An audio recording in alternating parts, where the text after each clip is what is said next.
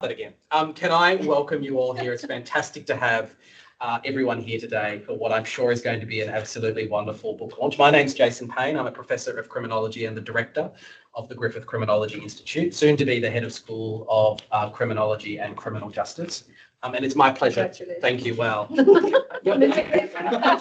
I wasn't going to say that, Lesley, but thank you so much.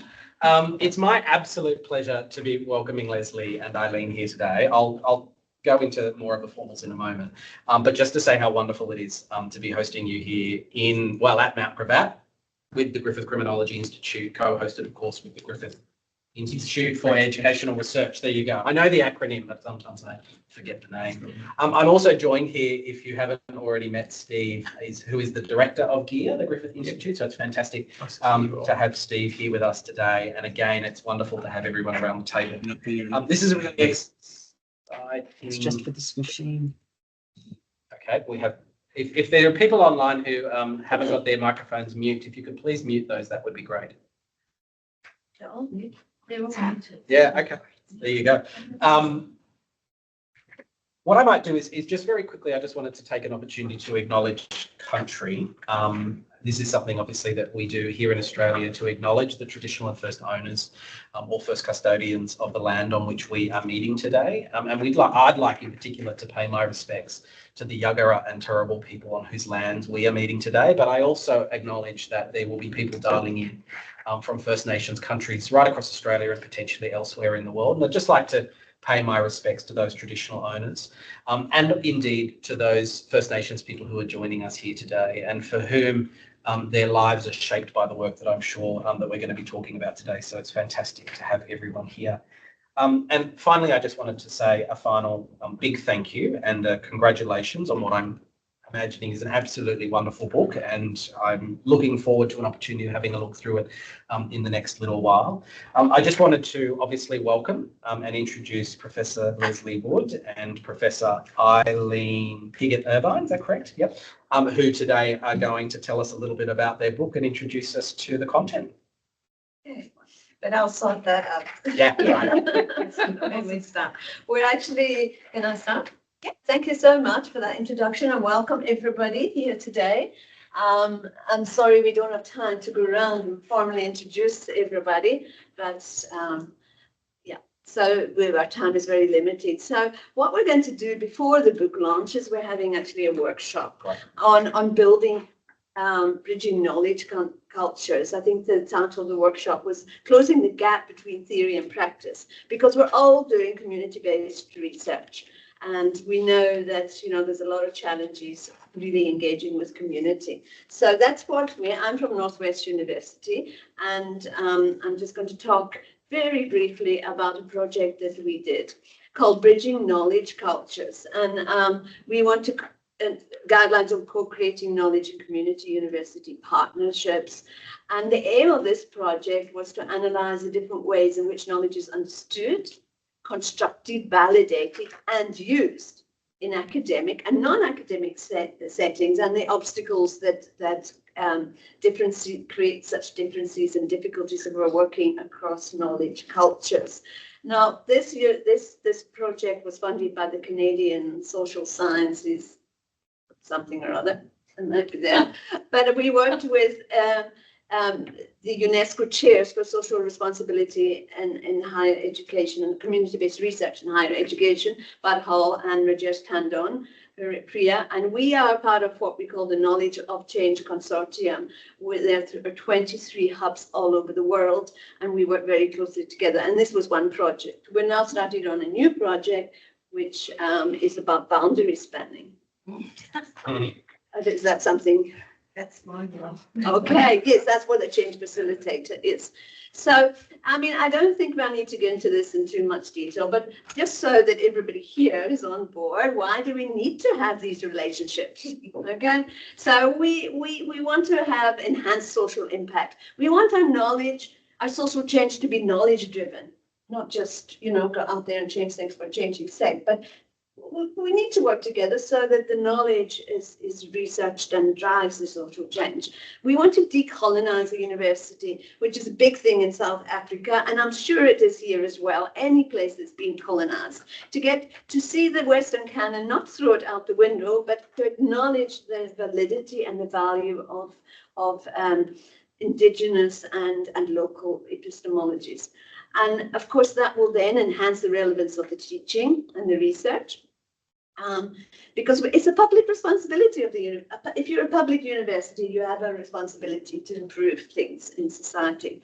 And of course, when students engage with communities, it fosters what they call the transversal skills that are so needed in the 21st century. Empathy, these things we never talked about before, adaptability, having to reinvent yourself throughout your life because, you know, our jobs are changing all the time. And strengthening position of the university in the community, because then you're more likely to get local support, whether it's through research funding or shared resources. So I think that you can probably think of other reasons as well, but this is some ideas. So the Bridging Knowledge Culture was led, as I said, by the UNESCO chair, and then there was 12 of the K4C hubs from the different countries there. We were South African, there was Colombia, Canada, India, so a whole range, and Tanzania and Uganda also from Africa. And our aim was to develop a framework for a systemic and contextually situated approach to co-producing knowledge. And the main knowledge project that would come out of that product, would be a scholarly book, which it has done, and a manual guide for practitioners, which are both open access, and I'll give you the link later on, I think in the last slide. You can just go onto the UNESCO CBR website and download them. And I mean, the second one, the manual guide for practitioners, is so important. When we're doing community-based research, it's not just about our scholarly knowledge. And that book has like 10 chapters in it, and most practitioners wouldn't even want to read it. So the manual is about, you know, what are the key findings? What are the implications for you in the field? And so just an analytical framework, we recognize that there's three main knowledge environments: the general knowledge environment, which is the micro social political context, and then what knowledge is inside your university or your institution. Agreements and frameworks, and some are very helpful and very well thought out. Some are not. Some universities haven't thought about that. And then the actual knowledge setting, which is the practical application. And within that, we wanted to study how power relations affect decision making, funding, who leads the project, how do we validate the knowledge, evaluate it. In terms of usefulness for the partners, not just for, oh yes, we've got another article output here. And how does it relate to existing knowledge? The influence, how can we, with the research, scientific dissemination and so on. And the impact, is it actually being used and is it actually making a difference? And how do communities view that in relation to universities? Just to give you a bit, so we're all talking of the same thing, knowledge democracy, we say it's democratic creation of knowledge, and it's got a social justice intent. And we recognize an ecology of knowledge, as De Sousa Santos said, and get rid of this intellectual colonialism. And he calls it epistemological suicide, which has been going on over the years. Participants reflecting on the power relations to reduce them so that everyone can contribute what they know, and everybody's knowledge is important, and use it to bring about sustainable change. And then a knowledge culture is it's a set of practices which is influenced by context, where we are, the time, what's going on in the world, and value beliefs, historical practices and knowledge, and it's usually within a given area of professional expertise. And so basically the knowledge culture is, what does each partnership know, and how do they know what they know, and how do they create that knowledge? So the global findings I'm going to present now, I did a chapter in that with my colleagues, and we had our findings, but then we put them all together and had the global findings with all the other countries. And the research question is there. How can diverse knowledge cultures be bridged so that the power inequalities are taken into consideration? We want to sustain and secure these partnerships over time. We don't want to just go in and out, in and out. That's helicopter research, as they call it. So our key findings I'm supposed to be English speaking. Community knowledge is grounded in real life experiences. Okay, that's what's important for me. Whereas academic knowledge is business, you know, what can we do to transactional to get money back, you know? And that justifies the existence of higher education. Without that, we wouldn't exist. We couldn't afford to exist. So it's place-based, it's community knowledge, place-based, contextual, contemporary, and practical, rather than broad universal truths, which we're trying to apply to everything we know doesn't work. Community knowledge is based on what people do every day, their languages, their symbols, their practices. And we have to understand that those meanings and norms and feelings associated with them to make sense of it. And they have their own protocols for validation, but it's usually on principles of cooperation, whereas we as universities compete, don't we, for rankings and everything. Culturally resonant ethics. You know, what is important to us? What do we see as right and good? And how do we want to interact with you, as opposed to tick, tick, tick on a application to the ethics board once off, and responding to changes in the business of life, rather than saying, okay, this is your research proposal, this is how you do it, and that's how it's going to be at the end, and we just focus on the outputs here. So it's very different. It responds to changes in the immediate and larger context, and the values shape the validation of the knowledge. What do we value? Is this knowledge useful to us? Okay. Acceptance and acknowledgement of community knowledge as legitimate is the foundation of the bridge. And there's more than one way of representing knowledge. It's not just textual. It's not just in the books that we write. Community can represent knowledge, and you know that here with art, with oral traditions, with drama, and so on. And we need to understand community values as a basic for ethics, not our ethics boards. And if we don't grasp that, it's going to remain. So relationships of trust are the cement for bridging the two knowledge. So everything you do in community-based research must be relationship-centered. So then that takes time and investment. You have to listen, you have to unlearn. And that is the biggest problem when you start working with academics, getting them to unlearn that paradigm of objectivity. And, you know, we can't get involved, and there is a right and a wrong and a truth, and so on. And I've already said oral and non-written forms of knowledge. And given that, an effective mediation process, and that's where people like boundary spanners come in. People who span both sides of the bridge. They're very close to the community. They really understand and respected by the community, but they also know what the challenges and stuff are in the academic. So you need facilitation skills. We, for instance, the K4C Knowledge Consortium, where a university has to partner with a community partner, that is the sort of, or the science shops and labs that people have that can bridge that gap. And so we have to, but university has to create visible structures for community engagement, and often that's very difficult. And some of the examples there are just what we've been doing at Northwest, a community-based educational research entity, the Science Shop project, the K4C hubs, and they're physical and virtual, so dedicated to community-based knowledge, decolonization, democratization. So the implications of the finding is very small. That we found that in most of the cases, the university still remains a decision maker. That we have a long way to go. And although they both benefit, the relationship's not equal. If you're working specifically in context of poverty, if you're engaging with industry, the relationships might be more equal, but not when you're working with people living in poverty and so on. Power relations are always skewed in favor of us. And we have to then adopt a more community-based research approach.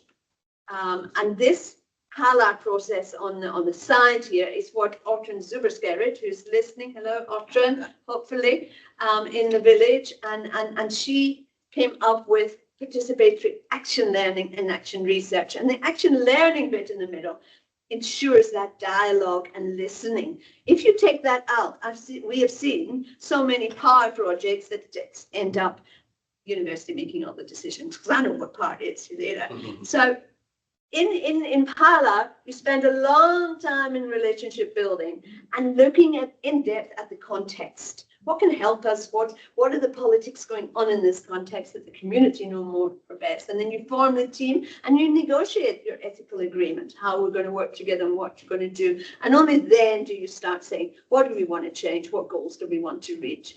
And then you have your vision, which is collaboratively generated and changes all the time. You keep revisiting it.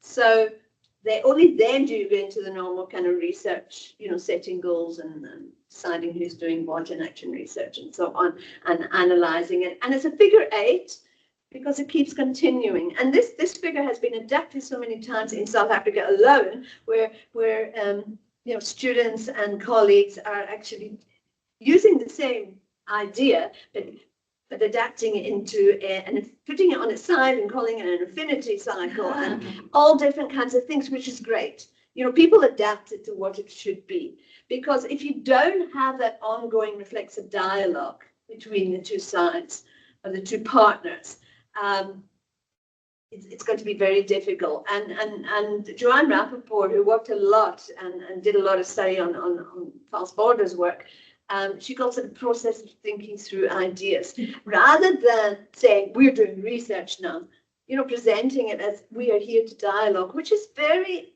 an indigenous idea. We have it in Africa, where you have indabas and everybody sits around and everybody talks. In First Nations in Canada, it's talking stick and so on. And I'm sure in Yarning circles. Yarning circles, it's nothing to do with knitting.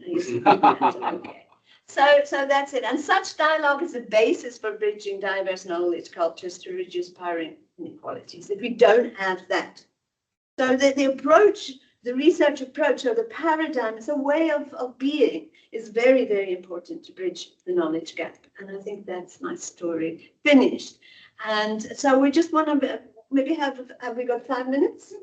We got 5 minutes to just say, in your experiences, what differences have you found between the way the university and community use knowledge constructed? What needs to change? How can you bring about change? So let's just talk. So those online, if you'd like to add a comment into the chat, if you have any chats, we'll hear about them. But anybody here in the room, any reflections? I think a lot of the university validation of knowledge is, do you have the theory to back up what you're saying? You're always expected to frame it within a conceptual framework or theoretical framework, whereas working with community, they just reflect on their experiences, like the in the moment experiences, in the moment challenges and obstacles, without necessarily having to find a language, a theoretical language, to validate what they experience. Mm-hmm. So the processes of validation are totally different. Obviously, in academia, if we want to get published, we have to, you know, use the theoretical frameworks and everything, and that is fine. But in our interaction with them, we actually just have to dialogue, and not like we can't teach them theories, you know, this is action learning you're doing now and so on. You don't even need to mention that. You just need to embody it, and then people learn through experience. But it's true, you know, it feels that the way that we work business as usual for universities is that you start with a framework or a guide, and as opposed to maybe working with community, and out of community you develop up an understanding framework or whatever of how that works, or how they work, or how they want to work. Yeah. I always think when I'm with communities, I'm not teaching them how to do research so much as action learning. Because once they get that, then it's lifelong learning, and any other problem they're faced with, because I'm not going to be there all the time now, there's a university, they can So as Bill would know in change management, the learning a process. Action learning is a theory of change, I think. Yeah, I mean, they're much more into observations and anecdotal stuff and so on, which academics tend to downplay. Yes. Right, where's the research? Hang on a minute, they've seen this through observation over a long period of time. You just have to look at the classical case in Indonesia when the tsunami hit. There was an indigenous tribe in a remote island and everyone thought they had disappeared. When they finally caught up with them about a week later, in their law, LORE was written, when certain things happen, you head for the hills. They were the ones who were saying. To survive, they didn't have any. So, and the elephants in Thailand were breaking their chains trying to get away. They had the instinct. So then, Yeah. what is the usefulness of knowledge? For them, very, very useful. Yeah. And all the academics were overwhelmed by that. Yeah. I think in my experience, it's been the perhaps lack of understanding about the fluidity of action learning, action research, which in a university context is tricky to navigate right from get-go when you're putting in an ethics application and you may come with preconceived ideas about how the research may ebb and flow, but the reality is that at the coalface we want it to ebb and flow.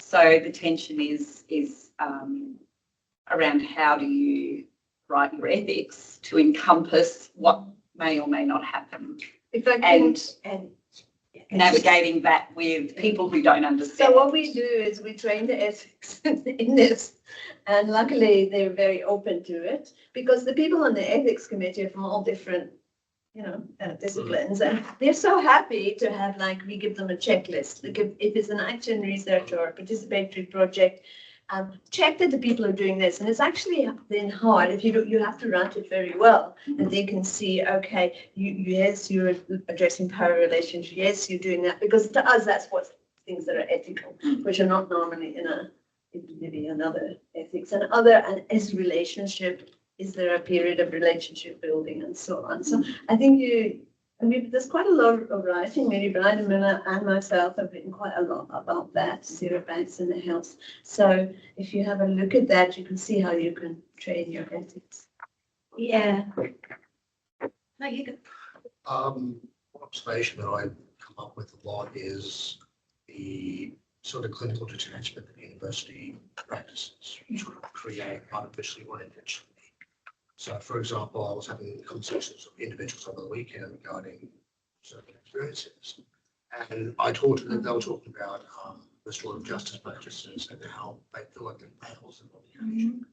Then I would have to then clinically sort of have to be cold detached saying, well, this is what the theory says, and actually, and these are the statistics. There's the impression that we unintentionally create this impression that universities are cold, have a lack of empathy about real world scenarios. I mean, The statistics for are us, always it's a number. To them, it's their life. It's their their lives. part of their life. So it's changing that and being empathic about what is an understanding what is going on. And you learn so much as a researcher, as a person. Yeah. So it's good. The whole paradigm is different. In participating in research, we have a relational ontology. We see the world through how we co-construct it. And it's all about relationship because we can't co-construct if we don't trust each other. There is a saying in the community development field, no context without numbers and no numbers without context. And sometimes universities do numbers without context, or at least checking in with the context to see if those numbers make sense to them. Yeah, and thinking about that relationship building, working with communities is a slow process. Like you can't rush things, you can't rush the relationship, the trust building process. And that again, often rubs up against university going, you need to produce this within a period of time, But without acknowledging that sometimes it takes a while to even get into the setting, to be trusted enough. Yeah. to be But then welcomed back. In the end, I always say this to like PhD students and stuff. In the end, don't worry. In the end, you're going to have far too much data for your PhD, and then you can keep on writing And you can keep this relationship up if you they are. So we do have one question online, and what's the difference between doing research with just academics versus doing research with community? It's a lot easier to do with community than. It takes No, longer. I think what It you takes mean longer. is, takes longer, but I think what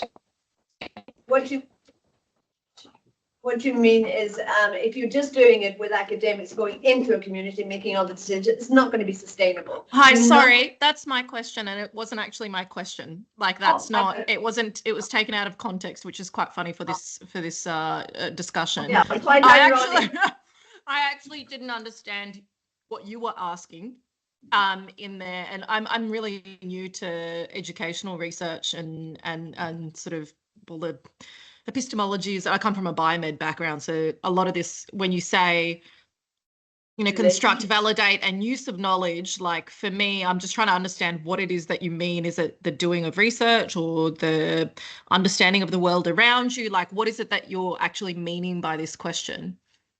Okay, so what knowledge are we in any research? There's got to be a knowledge output. We're generating knowledge. If it's nothing new, then there's not much point doing it. So I disagree. There is very much a need for replication research and that sort of thing. But yeah, yep. yeah, I'm speaking from a community-based way, not so much in the natural sciences or that, which may be different. But so that's it. How knowledge is created in the community is different from how we create it in the academy, and how we say, is this valuable knowledge or not? How we validate it, use different processes, and how we use the knowledge is different. So basically, that's what my presentation was showing. I hope that. So I guess you answers were asking how is it that people understand the world around them in a community context versus at a university context? Is that the question? It's part of it, yes. Yeah, that would be part of the question. Yeah, I mean, I've sort of been unintentionally leading kind of and I'm just going to read out what I wrote online, a body of work that's essentially action research, and that's only because I work practically and in a solutions orientated sort of way, which is very not in line with most academics, I think. But it was just what was sort of needed. I worked with a community base, and my understanding was that they just want to be understood and want pragmatic and practical solutions to the problems that they're finding, as opposed to some metric waffly whatever. Like, that's not what they're there for. They want practical solutions to their problems to make their lives easier. That's my understanding anyway, my experience. Yes, no, that's perfectly true, and that's what we were saying. They want practical change. They want their lives to be improved. They want to learn how to improve their lives going forward. So Generally. Okay, but I think my time is up now. We just have one more question from Maureen. Within universities and among academics within them, perhaps there's diversity of epistemology, understandings, and diversity of understandings, approaches to research. Perhaps too, the institutionalized nature of universities and the capacity for knowledge creation is central here, especially given the deeply neoliberalized nature of many universities in Western contexts today. Thank you so much, Maureen, for that insight. I totally agree. Maureen is very involved with the book that we are going to do now, so we've had lots of these conversations. But I think that's fantastic. But I think we have to move on now, because we're on a very strict schedule, and I don't want to take my colleagues' time. Yeah. So there we go. Thank you very much. Well, I'm happy to speak to people by email, whatever. Yes, Later. indeed. So, Aline, kick it off. So I'm coming from almost a completely embedded but divergent point of view. if you talk about community knowledge, this is a description of a project which really reflects where I'm at the moment, which is I'm giving back. I've got nothing more that I need. 25 papers, 7 or 8 books or something like that. I don't need anything more. It's all about giving back. So last year, we came to the semi-conclusion of a project which was instigated during COVID and with all the ramifications of that. So I'm going to describe a project which was an action research, not action learning, but they are combined in many multiple ways. And the project was concerned with specifically children who have been kicked out of school. Exclusions. Do they call them exclusions? Exclusions. Yes, in Australia. So I'm going to talk about this project particularly, but I'm just going to click on. So we had a group of people who were collectively not only a group of researchers within an academic institution or environment, and I'm one of those people there, you can see the names, I can give this presentation to anybody that wants it. But we also had on the left-hand side, along with the lead, I don't know how you describe Adrian, who was the male in that photo. Adrian Shern was the lead that instigated the project with a coordinator manager of an alternative education context in New Zealand, in Ortrun. We actually had 2 alternative education schools. So an alternative education school is where the children who get kicked out of school go to.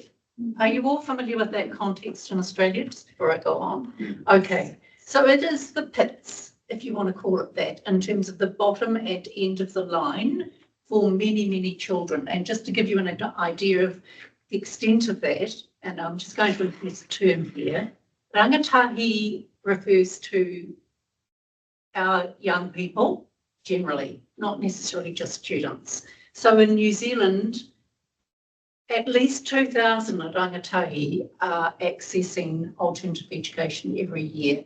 That's a lot of students. We don't have quite your population that Australia has. But look at that statistic, the first line. The Māori population in alternative education is 68% as opposed to 24% non-Māori. So we have an Indigenous issue that is deeply rooted in what's going on within this in the community. Okay. What we also know from previous research is that 1 in 10 young people in alternative education have had a diagnosis of ADHD. And actually that's 2023, that data. And I would suspect it is hugely higher than that because we've got in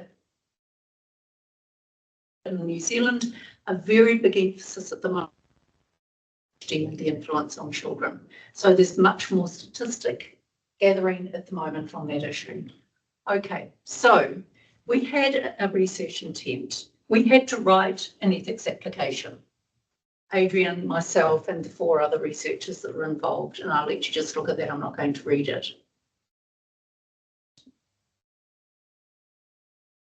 So we were interested essentially in how the teachers in those schools themselves could make this inquiry relevant. Not us, we were guiding, they were the ones that were going to be doing all of the data gathering and the work.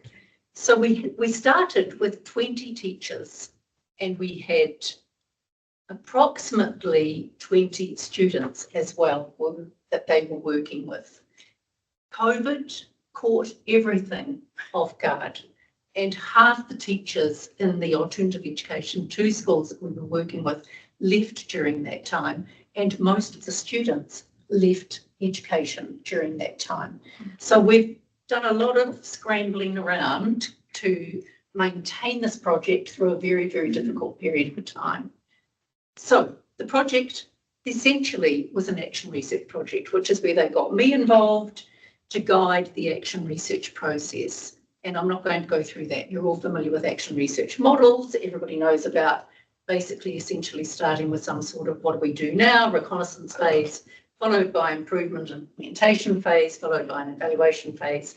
And none of this is that ever designated or defined, because it's a messy, very individual and very reflective process that not only allows for deep reflection of the people involved, but change all the way throughout. So getting our ethics application through was actually a total nightmare. And it has been with every action research project that I've been involved in.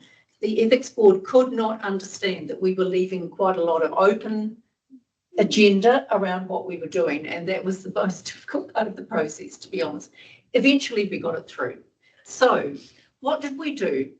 We started at the initial reconnaissance phase by running, and this was the only thing that we ran a one-day workshop which encouraged the teachers to think about how they would like to collect data from their students in terms of what has the story been for that student with the way that they ended up in alternative education. So what was their journey to get there? And so the teachers, being very practical people, and by the way, I probably would say the most astounding people I have ever worked with in the education sector, and I've worked with thousands. These teachers are so dedicated to changing the lives of these kids that it's just extraordinary. I've got nothing but credit for them. So they decided that they wanted to blog all of their reflections after our one-day workshop, which they were deeply involved in thinking about all the way throughout. They zeroed in on that they would use journal writing, Talanoa. Are you familiar with Talanoa? Yeah. So Talanoa is a two-way process, mainly Pacifica, or always Pacifica actually in my experience, where the conversation is a two-way conversation, not just the researcher asking, what did you think about this, but it is a two-way conversation between the participants and the researcher as well. It's more like the dialogue you're talking about, as opposed to consultation, which tends to be one way. Well, we have a similar concept. As a passionate dialogue processor, I would say dialogue's the closest thing that I would say as well. And then we've got involved in that, helping these teachers to learn how to be non-invasive, how to be open, how to be non-defensive, and all the things that go with the dialogical process. Photo elicitation, are you familiar with that one? Mm-hmm. Okay, so that's an easy one. People put photos up and, they walk around the room. It triggers whatever it is that's been an experience for the students. Go along interviews and photo voice, which I was not really familiar with. Has anybody ever done that? Photo voice I've done lots of. Yeah, photo voice I've done, but go along interviews, I don't know what that is. When you're walking. Yes, we call it transect walk. A transect walk. And this, one of these particular teachers drove the car to every single site that the students said that they'd been involved in some form of education with. And I don't know whether I mentioned that on the first slide, but nearly all of the students involved in alternative education have been through at least 3 schooling experiences and exclusion type processes. So it's nothing new to them that they might have had, let's say, 12 different educational organisations that they've been involved in. Okay, so they collected their data, and then they were involved, after selecting the method, on what they would actually do with that method in terms of describing it to other people. So we got them to talk about how they conducted the interviews or go along or whatever it was that they did. We helped them by providing them with some other data on, and I'll use just Talanoa as an example. So we gave Damien is the guy that did Talanoa mainly. So Damien Fogarty, we gave him what we had as simple interpretations and then guided him to other interpretations of what Talanoa actually meant. They wrote a paper themselves on what they had done. We were there, look at the number of authors and where we are, myself, Judy Bruce, Adrian Shern and Hannah Turner-Adams, a Māori woman, were the last authors on the paper. So step 1 in process of ownership. They did this, not us. They proofread what we read. They corrected what we might have corrected all the way throughout. So Alara came to the fore with that, and I have nothing but respect for the way that Alara has supported this sort of thing that I've done, which is to get other people to be writing things that are much more community rather than academic orientated, if you could put it that way. Then the teachers, from the data that they collected, not the method description in the last paper, but they then started to sort themes. They did this. That is Carol on the left-hand side, the manager of the organisation. The other two are teachers in the organisation, one of the alternative organisations. And then, can you see this? Hopefully enough. And then from that data set, they derived all sorts of meaning making that they, in their own words, listed as what they had as conclusions from the data. Now, this is where we did step in, or I'm going to say one person in our group, Adrian Schön, who was the best lead of a project I've ever been involved in. Adrian is a poet. So Adrian wrote poetry based on what they described as the essences of the encounters from these students, and then shared them with the students so that they verified them. Then Adrian, being creative in all sorts of directions, got an artist to draw with the teacher and the student what their journey was all the way throughout. And we've got Martha's journey that's in that little script and the cartoon. All right, so conclusion making, essences we called them, was from the data and then interpretation of that data in creative ways that the students and the teachers could understand. And it was their voices. None of their voices were changed at all. So the poems are in the voices of the students. So text ways of representing the text.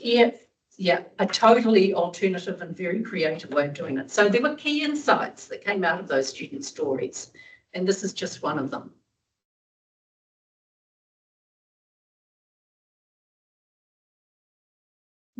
And we were looking for this sort of stuff, the deep stuff about with Lomata's story and the poem that went with that, what it was exactly had happened to them. Really powerful. Then the essences were used, the teachers created essences, if I can describe them as that, which were their constructs or their summaries of what it was that they found out from each of the students that they worked with. And we've only got a little tiny little section here that's based on a theme of bullying, which is probably the big thing that came out everywhere, right? So the kids mainly were talking about the rangatahi. We're talking about they had a microaggression incident wherever they were in a classroom, and the microaggression led to macro-aggressive responses.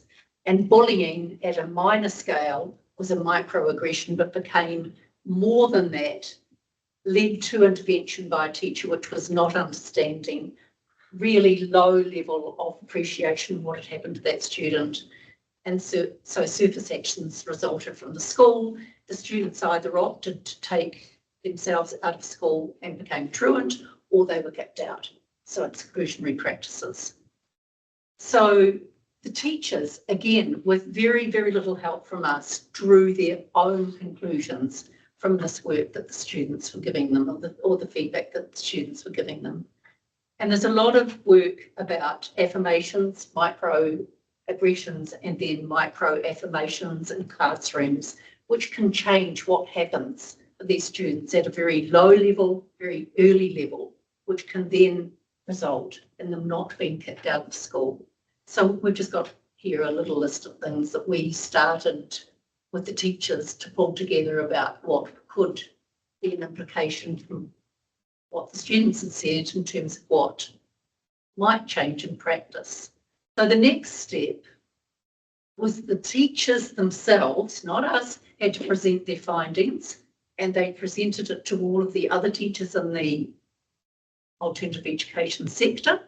They presented their own PowerPoints on what happened with their own students, with their own method descriptions, etc., etc. Very powerful stuff. This is big change stuff, the teachers. They used all of those essences and insights to then start talking about what do we need to change? What do we in the classroom recommend that other people change, but what do we need to change first, not other people? And they had a massive, I've only got a little extract here of the sort of things that they came up with themselves. And again, we stepped in to help them to find the information about, for example, how do you create an affirming culture rather than an aggressive culture in a classroom when someone reacts in a very negative bullying sort of way? And all of that information is out there, but teachers don't usually have access to that. And teachers in alternative education are so deeply involved with students that they don't have to learn to look for it. So we help them find some of that information. And at the core of everything was the teachers wanting to have a restorative practice at school, at alternative education, particularly for them as well, but at school as well. So this was an ongoing process, obviously. They set up a WhatsApp group to do their own interacting between themselves as teachers as to what they were doing, what they were finding out, what they reflected on, what they could improve on. So it was, at this stage, very, very little of us involved at all, apart from meeting with them to get them to present back to us what they were doing and what they were thinking about. So we've finalised the formal reporting stage of the project, and can I just say that we had to do that at the end of the implementation phase, which is what I got up to here, because COVID got in the middle and we ran out of time. There was no more funding, and this is what happened with COVID. Everything got into a mess at the end, and most projects didn't actually go to conclusion for any project in research in New Zealand and universities, that's for sure. So we got a really great response from the Ministry of Education, who had funded this project, and TLRI, which is the Teacher Learning Research Institute in New Zealand. Combined, they funded the project. They were incredibly impressed with what had happened so far up to that phase. We stepped in afterwards as researchers to collect evaluative data, because we want to know, unpaid, did this work? Did anything change?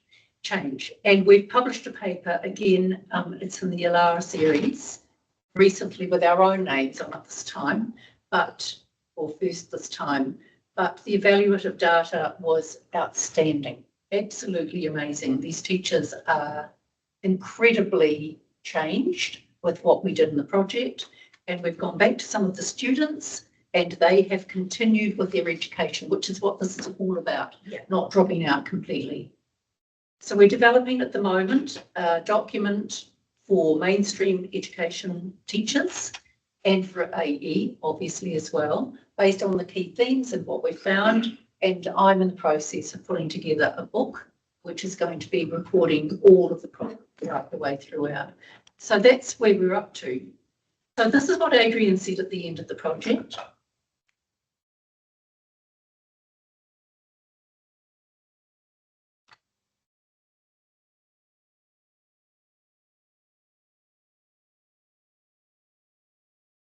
I have never worked anywhere before where everything is output. Well, actually, it's not just at the forefront, it is everything that makes an alternative education institution work. And I have a very big heart for alternative ed kids, having had some in the family that, you know, nearly went over the wall as well. For us to pick up those kids, it's doing more good in education from my perspective than anything else I've ever been involved in. And that's quite a lot. So in terms of just reflecting on this, we decided we'd have a little question at the end. What did we do? How did we do this to shift the ownership to the teachers? Well, I could say, I hope that you can see that we did nothing but provide support. And how did that happen? I think primarily because not one of us as researchers had an ego in the game. We were all there to actually do this for the good of the kids and the teachers, not about our own publication record or anything else associated with it. So, So we're allowed to talk. yes, yeah, I mean, the sheer fact they co-designed and co-created, it was their project. yeah, I know in change, you win, once the stakeholders say it's their project, no longer consultants, no Yeah. longer the senior manager, once they say it's their project, that's a huge, huge. you've got it, breakthrough. Bill. It was, and I think if I could say one thing made that big difference at the beginning, it was when we put all of their names on the paper first, right? Yeah. I think it is so, I've worked with many academics and we are all collectively hell-bound by publish or perish stuff, you know, and to get out of that and to think we've got to do something that's really different here, not think of ourselves, but think about how do we make a difference was a big shift. And they then make it happen. They made it happen, It's their not us. It's Yeah. theirs, Yeah. their names. Absolutely. They're the ones who generated the data, generated the understanding, and now are implementing the understanding. And it just makes absolute sense, doesn't it? Yeah. And the kids know, I could go back, I'm not going to go back, I'll probably lose the plot if I do that, but the kids know who they are. We've given them all obviously some pseudonym in what we've written up, but they know who they are and they know their stories. You have no idea when they saw those graphics. It was just unbelievable. That's huge. I don't think they'd ever seen anything reflected back to themselves about what they were and who they were before. And that really reflected them. Yeah, it Their was voice. them. Because the whole thing was nobody was listening to them when they went and said, I'm being bullied. Yeah, Nobody listened. nobody listened to them. But now look, Yeah. Arlene, are there any plans for following those kids once they I, finish? that's where I'm at the moment. Interesting you should say that because we've had such an amazing response from the people who funded this that and Adrian Shern, the guy that's the poet and he is just amazing to work with. Adrian, I've just acted as a referee for, he's just got the head school position. So we're in a position to actually move it forward, which we weren't even a year ago. So fingers crossed, that's what we're going to do. I think maybe the first question might be, what didn't we do? Yeah, What didn't we do that shifted the ownership? which, you know, we will probably, we have asked that in the evaluation stuff actually, and nobody came up with anything at all. They were just, The other thing is you've got to speak their language. Yeah. Too often you go on your own jingo. My classical story is working with the defence. And I said, what's your biggest problem? I said, total process approach. Shook our heads. Yeah. When we sat down and analysed, they meant communications. Yeah. When we talk communications, we always talk total process approach. Because that was their word. yeah. It's great example. So the last thing that I've got on the slide here is just that we had, I don't know whether you knew about the SAR project, some of you, the Evaluative Study of Action Research, which came out with a whole raft of papers and a book at the end of it. But Lesley Firkins and Wendy Rowe and I wrote a paper that's in that book about, it's also on systems research, but it's about how do you actually create authentic collaboration and not, I am the researcher here and I know more, you know. That takes us stepping out of your shoes completely to be ignorant about what's going on. And that's probably the biggest step. Right, so anyway, we've got a whole lot of papers that we just referred to at the end, or I have at the end here. Question. Yeah, So I think just sort of going back a little bit, one thing that sort of comes to mind about this I'd like to ask is, because you're coming in with this project and these individuals, I imagine, have not been involved in previous evaluation studies and so on. How do you come to the table and say, we're doing something different? How are you trying to convince them that this is actually a the process? Because that would be, I think, it is definitely a successful program, and that's forward credited. But I would imagine that the initial process of justifying, like, what I'm thinking of is participant research fatigue is they've been through so many of these things. How is yours different from everyone else? How do you get that argument across? so we were talking with what Lesley was talking about with the community approach. We collectively probably spent 3 months, maybe longer, before we wrote the ethics application with the managers of the two Ortrun education sector organisations. And they have advisors with the Ministry of Education. So they were involved in our discussions as well. And then we talked with the teachers and then we ran the workshop for the teachers. They could have opted out at any time at all, but they wanted to be involved, mainly because this hasn't been done before. Alternative education is the forgotten education sector. They wanted to do it. Yeah. I can't answer. I don't know what we did. We didn't wear party hats or try to induce them or alcohol. There was none of that involved in it. So I'm just looking at this from a chronological standpoint, because Yeah. I've done school climate research in the Yeah. past. In It's a lot of these circumstances, the teachers have just said, oh, we've been involved in Yeah. 7 different programs, they all failed, what's doing? Yeah. Yeah. So that was interesting to me, thank you. Difference would be the teacher's own, And as also opposed to the university owning it. I And get they- that now. they came up with, we didn't write the ethics application until afterwards. They came up with every part of what it was that they wanted to do. Yeah, Understood. not us. Thank you. Yeah. Really requires an intense awareness of your own power and not doing what you normally do. That sense of just seeing how many things you take for granted that actually claim power and inadvertently disempower others. So that level of self-reflection, I think, is a really difficult thing to get to, where you're constantly protecting yourself against stepping in and doing what you normally do without actually thinking of it as power. But it actually does disempower people. It does, Mm. totally. And you've got to put your ego Yeah, right down. Like. Leave it at the door, Yeah. that's what I talk Well, about. when that happens, you'll get a lot of yeses, but they're yes, nos. Mm. That's, you've got it. Yeah. There's like, yes, yes, yes. Hmm. It's a no. Yeah. It's a yes, no. If they get that ownership, that is so That's- powerful. That's what it's all about. It's Yeah. their project. It's no longer senior management or principals or the universities. It's theirs. And and we can just about walk away without making.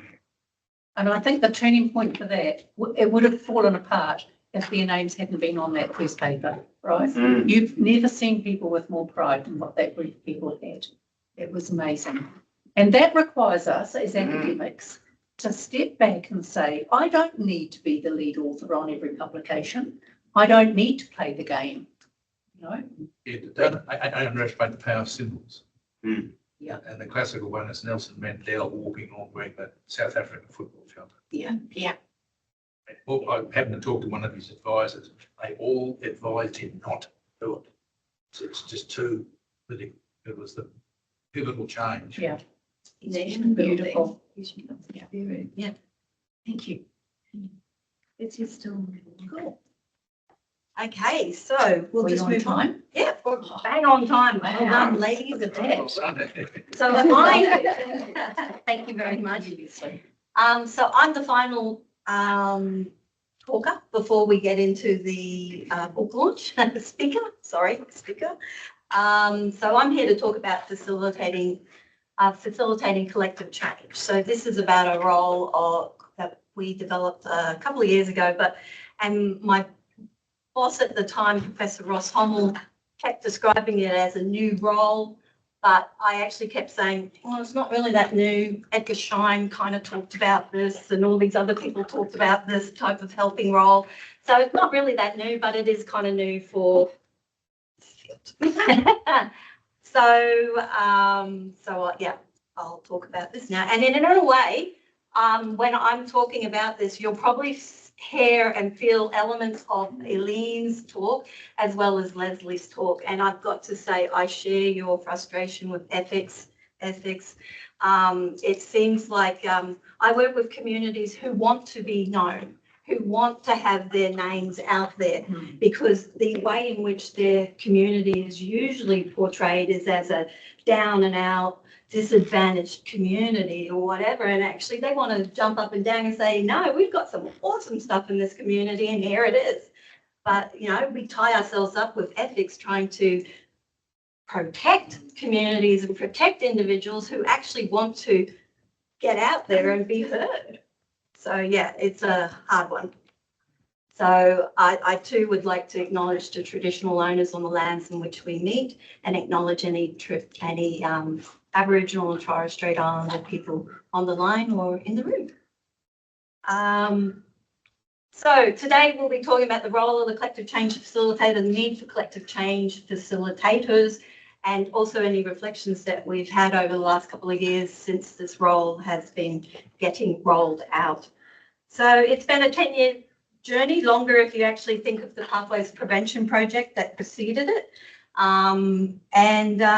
It also, the project, within this project to develop this role, we worked alongside members of the Communities for Children, a federally funded initiative. And I'd like to thank those people and those communities for welcoming us into those communities as we did this research. Okay, so before we start talking too much, I'd like you to think about, have you ever dropped a pin on the ground? Because sometimes if you just stand where you are and you look for the pin, you're not going to find the pin. So sometimes you actually have to remind yourself, get down close to the ground, maybe go to the other side to actually be able to see the pin. So sometimes changing your perspective is the only way you can see something that previously was not visible or obvious to you. If we now never challenge or change our perspective, we limit what we can see and as a result, what we understand. So collective change facilitators help encourage people to shift their perspective or to encourage more perspective into the room so that people can actually develop a broader understanding of what's happening. Perspective really does matter. So just to explain, I think Lesley mentioned bridges. So collective change facilitators generally are a bridge between two systems. So on the left, we have the practice system, the delivery system, which is made up of community and practitioners. And on the right, we have the theory side, which is what Wandersman, who developed this general framework, would say is what we combined. He had it in two different systems, but we combined it into a prevention and translation support system. And this is generally the area of academic research and development, that type of area. And very often the two systems don't chat or talk too much to each other. And you end up with post-traumatic stress syndrome. PTSS. PTSS, yes, indeed. So in this turn, when you look at these two systems, collective change facilitators are part of the prevention and translation support system because they generally are a resource that comes out of this area. But that's not to say that they can't come out of the practice area, but generally they work out of this area because they're usually funded by a university or somebody else, but they could also be in that area in the delivery system too. They are the bridge between the delivery system and the prevention and translation support system, much like the bridge that you would find in Germany, the Devil's Bridge they call it, which has a circular, so it's actually quite circular. So collective change facilitators would work with people within the delivery system to identify needs for new innovation. They may go back to the prevention, translation and support system and said, this is what I'm hearing about this. Maybe you guys might like to start thinking about it, or even better, they might facilitate for the two different systems to come together to start developing that innovation. Same again, they might work with people within the theory side to develop up some or they develop up some new intervention or program, etc. The collective change facilitator would work with the delivery system to translate it into community speak and also to help them understand how to actually use it and get the most value out of it. Because I've got to say, when things come out of the prevention translation support system, oddly enough, they don't come with very good manuals. Just saying. And so the CCS is a resource for both systems and it's a support for both systems, generally. So this involves, as a result of that, this involves the skills of communication and translation, supporting the translation of answers in the PTSS to practice, providing feedback loop back to the PTSS about the practicalities of advances that they've developed, the need for adaptions within the delivery system may have used, or need for new innovations that might be needed, etc., between the two systems. Possibly even facilitating co-design, which would be really these needs, like as in what you did, Eileen. So collective change facilitators generally take on 3 roles, and these are adapted from Shine's helping roles. So the collaborative role would be the main role for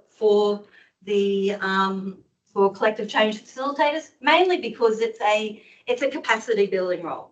You're there to help, support, and build capacity for the other person.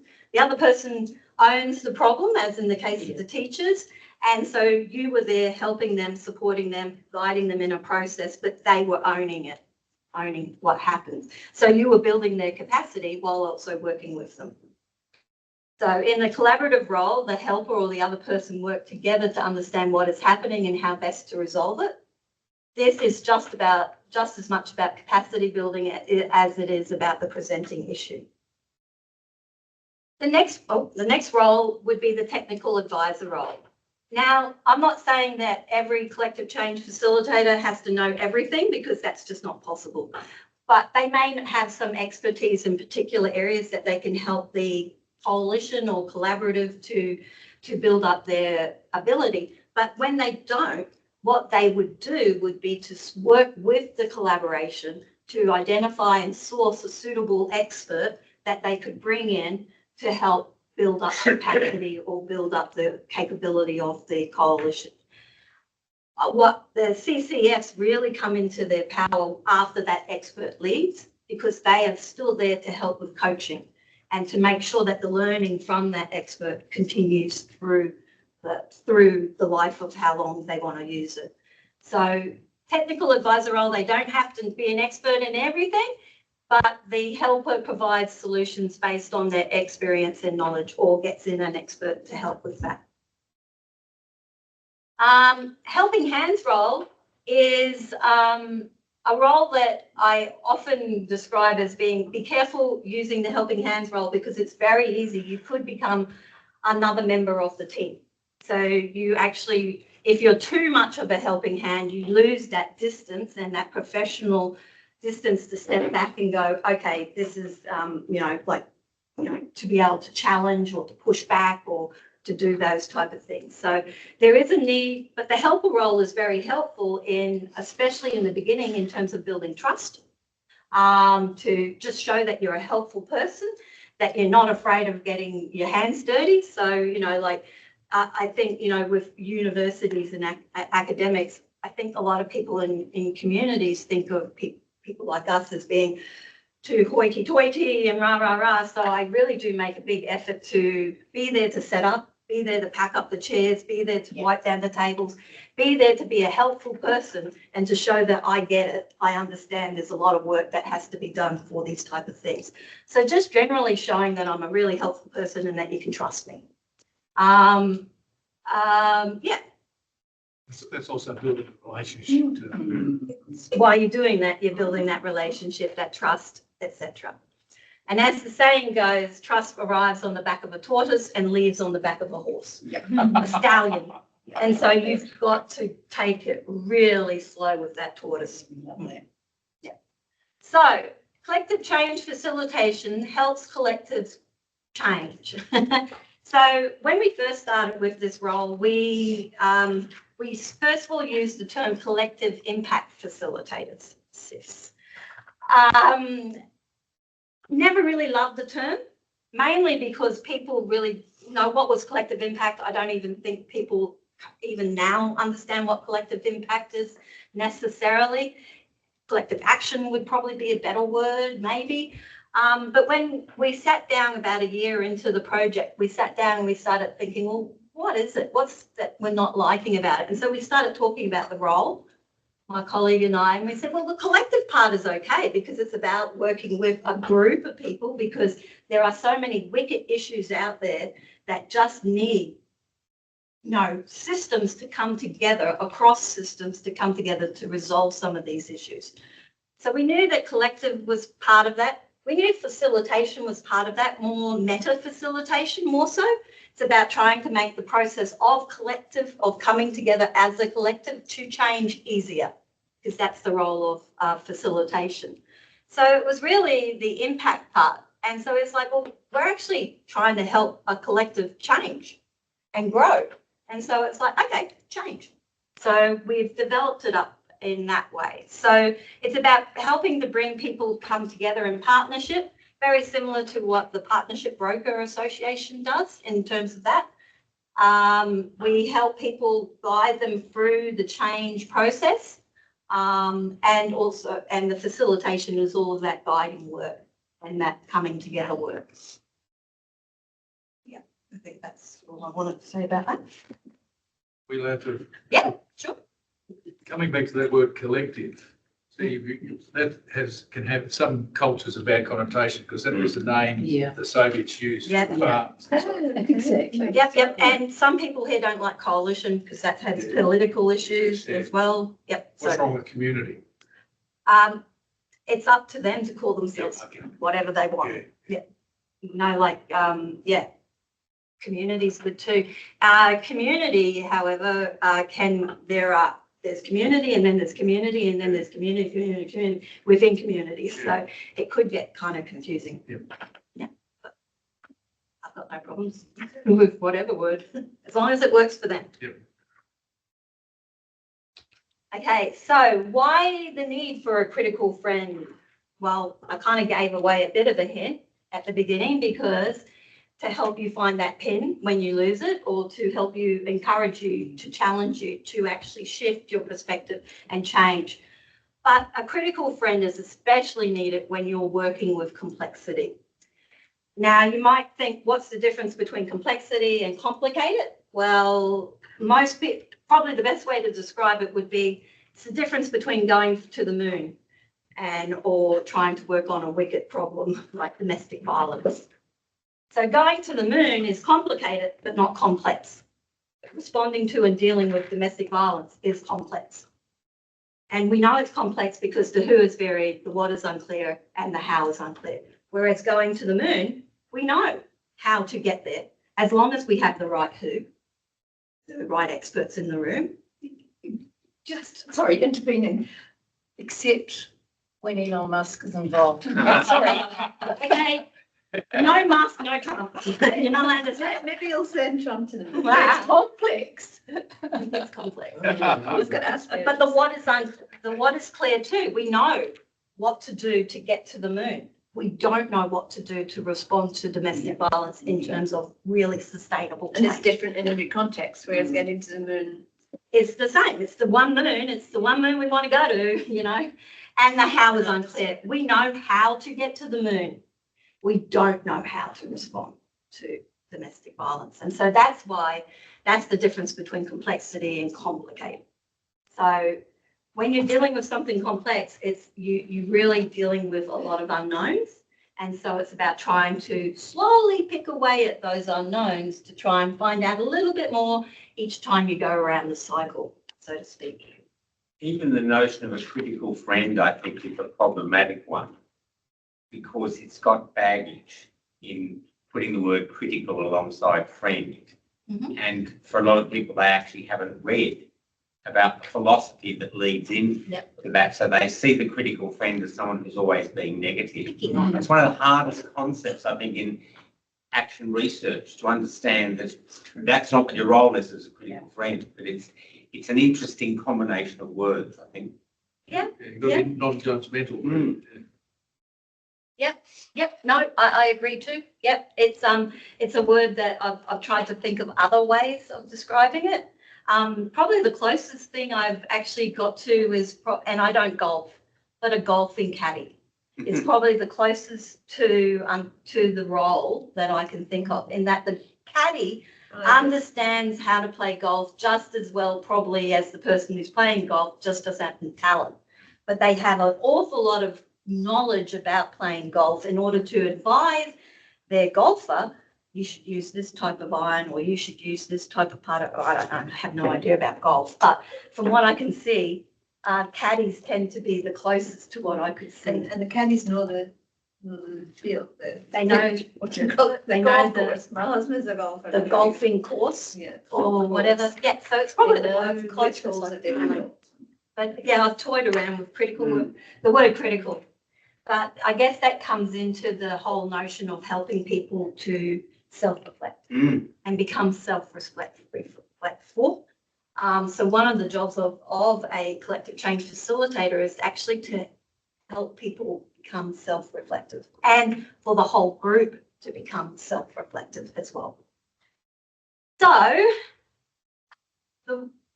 basically we need critical friends because we are responding to complex situations. And as Shonkoff, a professor from Harvard, said, the time has now come for a different approach to early childhood investment that catalyses intervention, seeks far greater impacts, and views best practice as a baseline, not a solution. And so that's one of the things, is that everybody seems to be heading for best practice, but when working with complexity, best practice ain't doing it. So actually what you're working towards is emergent practice.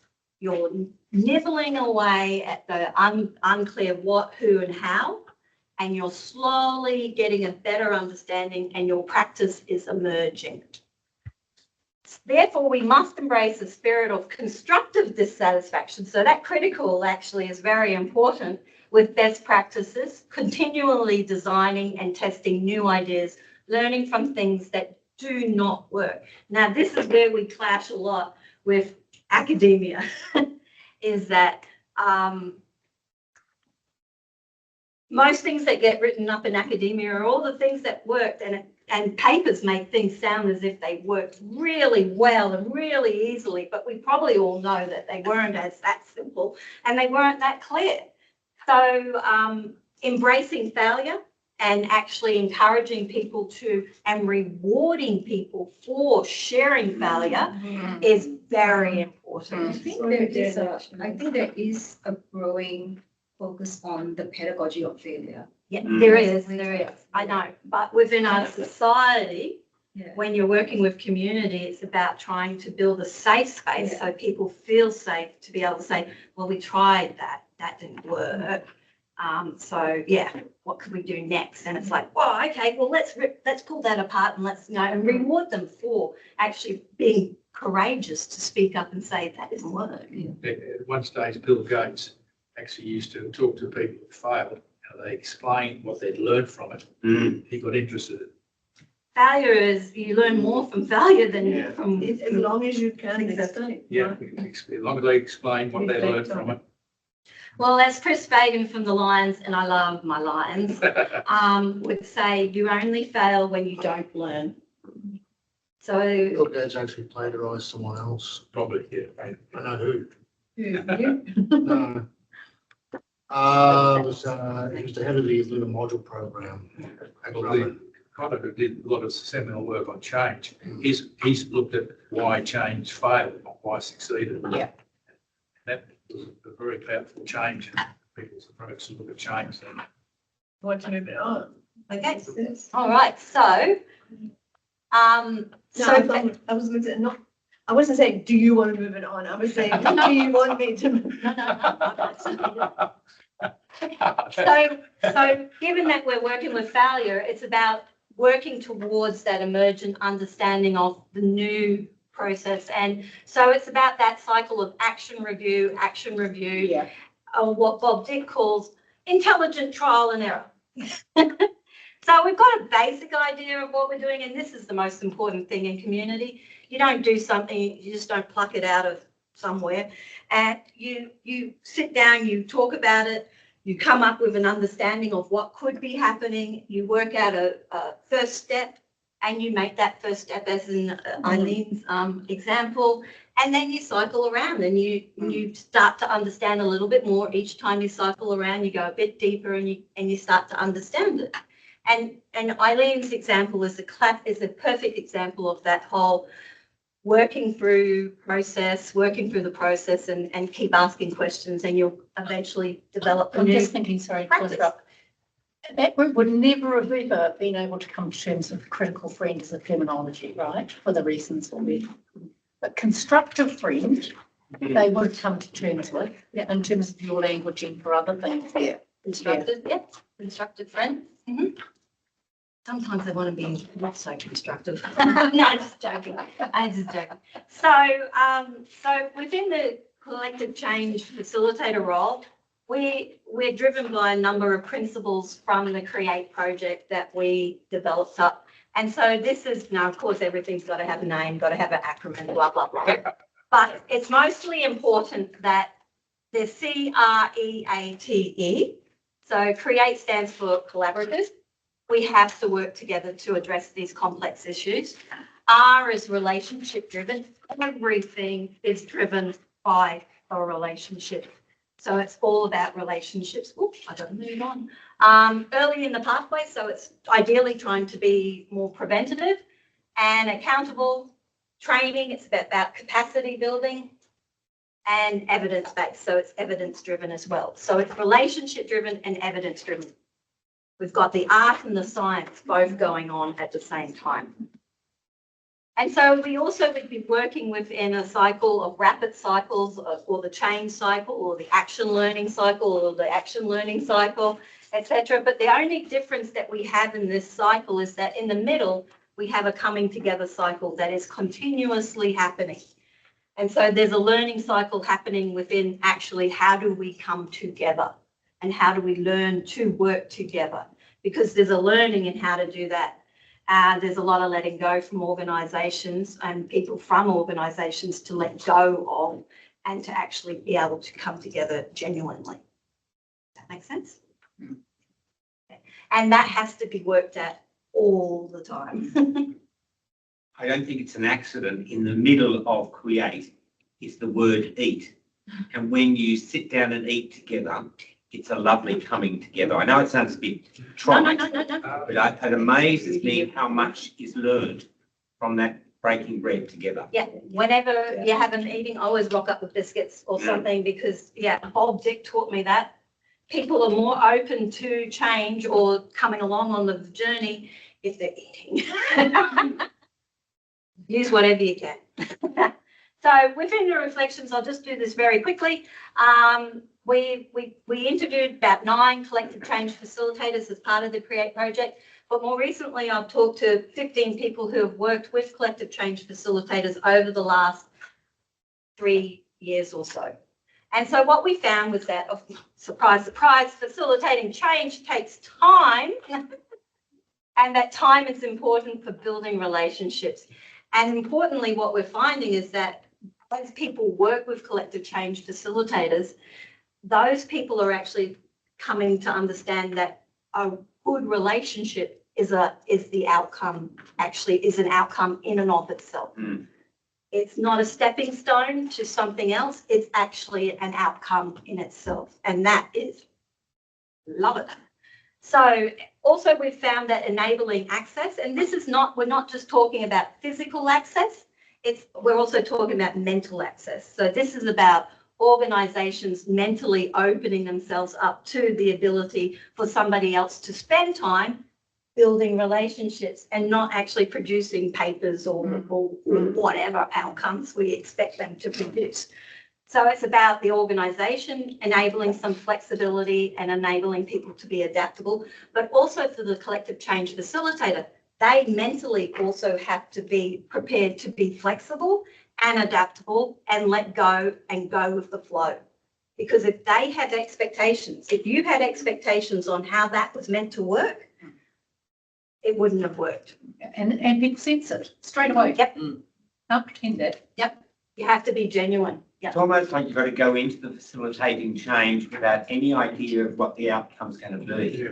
but a real focus that all you're there to do is to facilitate, to enable, Got it. but not have any idea of what that end result is. And I think that's a tricky one to get to. It surely is, but the end goal for me when I'm working in that role is to build the relationships, build the space, because if I do that, then I trust the process and I trust the people and it will work.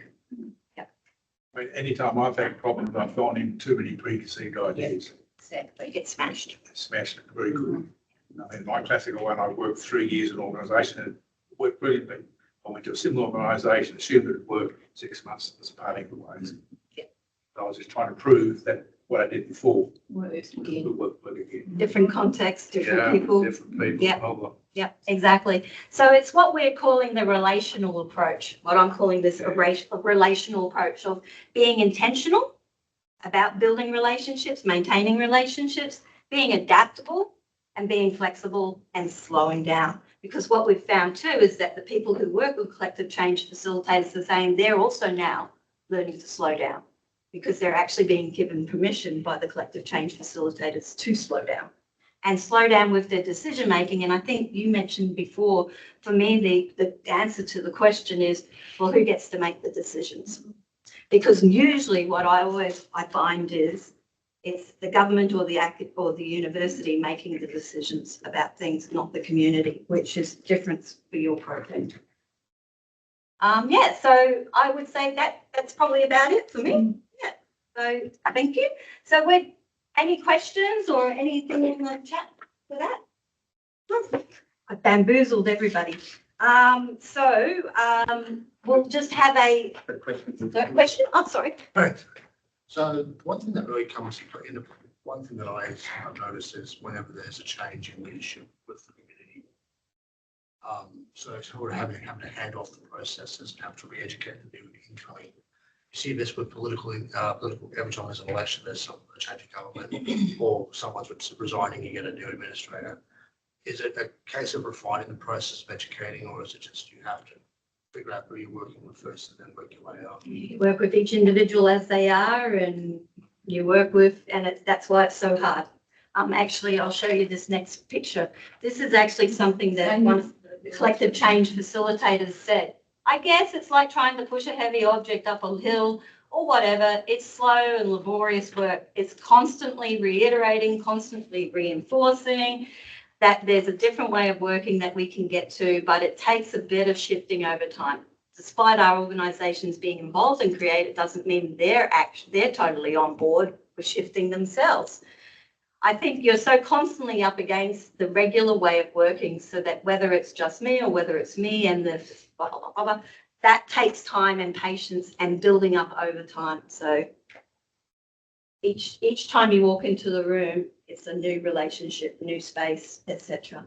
But what I would say is, as leaders change in the community, if you've built up a good enough relationship with that leader and the people around them, when that person leaves, that person usually hands you over to somebody else, and you get a warm referral or a warm welcome, as opposed to just the person leaving and it's like, oh, what do we do now? Ideally, doesn't turn into a Sisyphus type situation. What? Is it Sisyphus? Oh, Sisyphus pushing. Yeah. No. So probably the biggest thing would be time. Time is essential. Giving time and slowing down and being aware of the process, because it's a process orientated role. It's not a task role, etc. So yeah. And just as a bit of a shameless advertising, we have developed up a 4-day training program on the collective change facilitation, and Griffith now offers us a digital badge in collective change facilitation.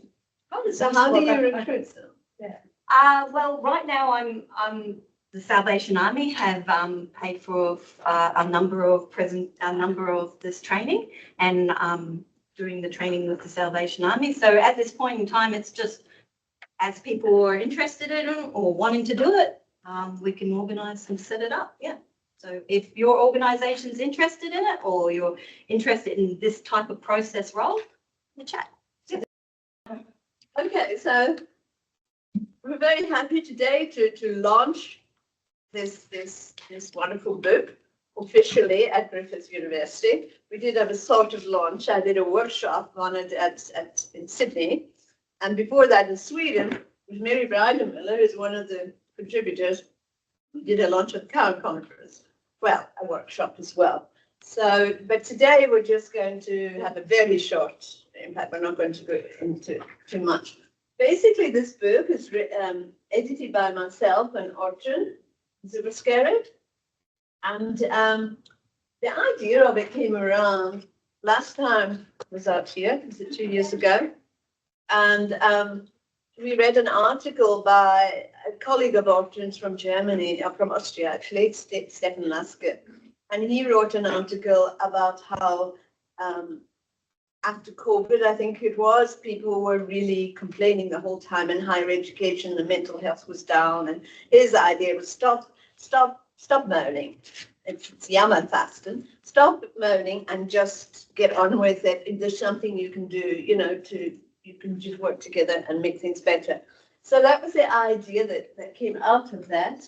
And the thesis of the book then is for higher education to be relevant, those working in it, no matter what role you're in, from top leadership. And we have a VC who wrote the chapter 2, the VC of Griffith University, Prof. Caroline Evans, who wrote the second chapter. Whether you're a VC or, you're the lowest researcher or whatever, you're in administration, you're in human resources, whatever, you're best placed to bring about change within your work environment, within your little sphere of influence. And you need to do that by reflecting on your values, your paradigms, your practice to identify and to pursue ways. Things are changing, and things are changing at a hell of a fast pace, and higher education cannot keep up because it's this big dinosaur bureaucracy. It takes how long to get a new program approved or, any change to come about. So we need to be adept at bringing about change in our own responses much quicker. And I think COVID showed that we can do that to a certain extent. And we want positive and socially just outcomes. So there you go. That's the main question, basically. How can we better support participatory and reflective approaches, teaching rich and research, and administration. We are framed by this global this pathways to higher education that UNESCO brought up in 2021. They had 4 findings, and that kind of frames our introductory paragraph. And we're wanting to find out through all the contributors how we can respond to those findings. I'm not going to get into them now. This is all. Okay, so what we did was we invited people we knew who had been in higher education all their lives, basically, and were in a participatory framework. Action researchers, action learning facilitators, change agents, people who understood this participatory paradigm that we bring about change in our own situation by taking action with like-minded others. And we gave them questions. And this was based on a pitch process that Ortrun had used in another book, where she had a preamble that she would write about something, or people wrote, and then do an interview with that person, and then write a postscript and analysis. But to do that would have meant a hell of a lot of work for us. So we changed it to asking questions to these people. We're sending the questions and say, just use them as an outline. You can kind of play around with them. But we want to know what role do you play in higher education? Explain a bit about your paradigm and worldview and theories and what's influenced you. And then you give us your ideas. What are your major concerns in relation to higher education? Why is it a concern? What does it change? And most importantly, how can it be actioned? Drawing on your own experience and research. So sharing your suggestions. And then end up with a postscript. We wanted bulleted more or less actions for ideas, suggestions for actioning the ideas. So it had to be practical. This isn't just aimed at scholarly, it is a scholarly book, it's based on research, but it's not just aimed at airy-fairy ideas. It's what what can people actually go out and do? So if people read your chapter, they would know, maybe I can try this. I pressed the wrong thing. That's why that came out. So just to say, these are the people: Caroline Evans, David Greenwood from Cornell University, Mary Brandon Miller, who's a prolific action researcher, many of you know. Doris Santos, a colleague from Colombia, who's worked a lot with Indigenous people there. Danny Burns from IDS in the UK, who's a systemic action researcher. Rod Waddington, who actually was my PhD student, but a brilliant thinker and talking about dialogic OD and how we have to care for people, not just employ them. And then Bud Hall, who's the UNESCO chair for community-based research. And then a young colleague, a basic, fairly young professor from my university, who's using AI a lot in teaching and embracing that. And there are diverse views here. She is saying AI, can really be used and help us in teaching and everything. And Danny Burns is saying we need to get rid of it. It's going to destroy us all. So it's not just, it's quite interesting reading some of the things. So I think that's all I want to do. I'm not going to give you an analysis of the book or basically, it also presents a framework. But I'm not going to get into that because we've asked Bill Synnot, who's a leading international change facilitator. Is that right? Change agent, facilitator, change management facilitator. And he's going to share his impressions of the book with you. So the book is open access. These are the printed copies, which you can get for, I don't know, so I think it's about $40 Australian. If you really need one, you can just download it in a PDF, but you don't get a nice color if you don't, and cover if you don't. That's it. Okay, so Bill. Okay, thank you. Okay, sit down. Okay, yeah. Thank you. That's better than the last introduction. The last introduction, the guy said, Bill Synnot's been in change management longer than he's been alive. He was 47 years old. Ouch! Don't know whether the message was there. It's time to move on. But yeah, first I want to acknowledge the traditional owners of the Australian land and so forth. I think that's I'm doing a bit of work with Indigenous groups at the moment, and feel that that's important to pay your respects to them, the elders past, present, and emerging, and they continue cultural and spiritual connections to the land, the sky, the waterways, and surrounding us. This book to me is a must read for anybody interested in the direction of higher education and change. It's full of really good stuff. It's thought-provoking and a good commentary and a lot of observation. It reminds me of the old proverb of it takes a village to bring up a child. And the education system is such an important part of the village. It's becoming more important. And the higher education is the pinnacle. It's the one that should be leading the charge, etc. This type of information is good. It's all in one book, so you don't have to sort of read 100 references type of thing. So I congratulate them on it. It shows a range of perspectives from local insights through to global perspectives, and a different approach to handle the changing world, the VUCA world, volatile, uncertain, complex, or complicated, depending on which preferences there, and ambiguity, and so on. Currently we are in a pretty dangerous space at the moment. To look at climate change, then look at conflicts that are happening around the world or could happen around the world, and look as though we're heading for a trade war pretty soon, and so forth. Then you've got all the disruptive technology hanging around. So some good quotes from people like Albert Einstein. You cannot use yesterday's thinking to just solve today's problems, or as yesterday's thinking that created today's problems.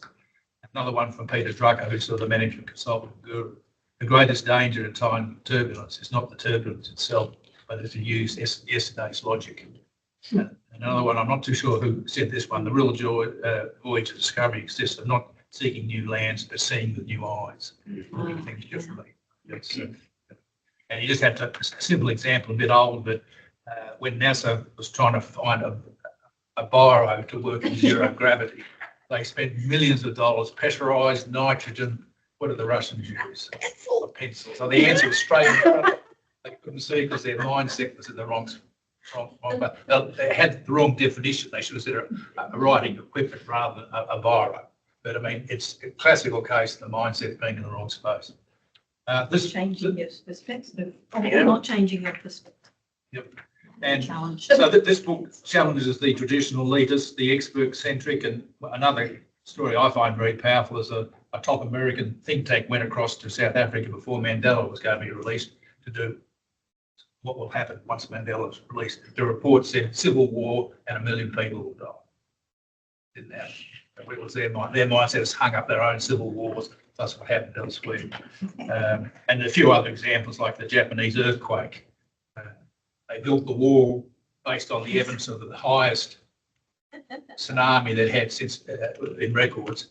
That was 8.6, but this was 9.1. So that they didn't build any gates so the water could go out. Yeah. So that's made the situation so much worse. Yeah. Against the hierarchy, Western dominated universities are especially becoming much more corporatised. They're into profit making, etc. Is that their real role?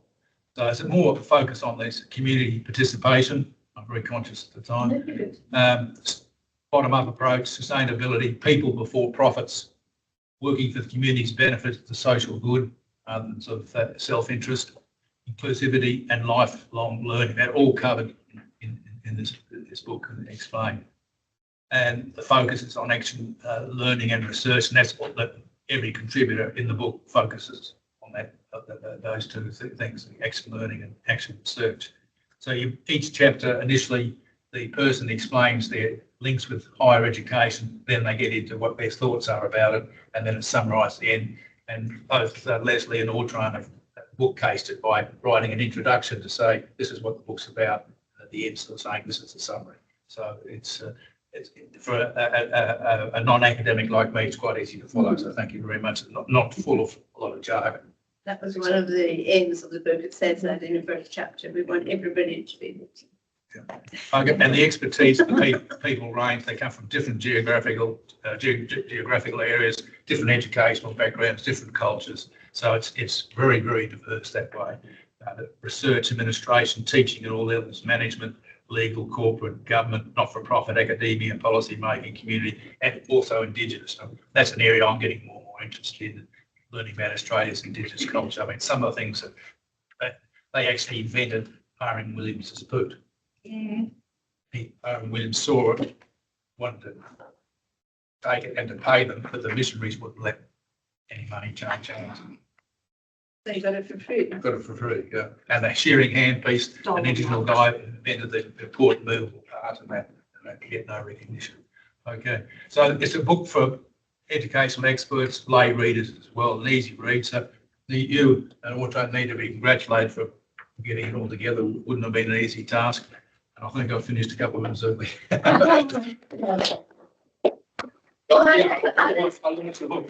I would just like to pay tribute to my co-editor, Ortrun, whose ideas sparked this wealth through her amazing to work with. So thank you very much. And also to Maureen Todd-Hunter. Maureen, you're big on the screen here. I'm not sure why. Did she realise that? But you are like full screen here, not a small bit. So I'm very nice to see you. And she couldn't be here today, but Maureen, thank you so much for contributing. Maureen was our critical friend, or we've been talking about, is it critical friends, constructive friends? Constructive friend. You're both, Maureen, you're everything, and you really contributed a lot, plus your expert language editing and copy editing, just fantastic. So thank you so much. It was, like everything else, it takes a community. The hub publishers, Helsinki University Press, excellent, so efficient,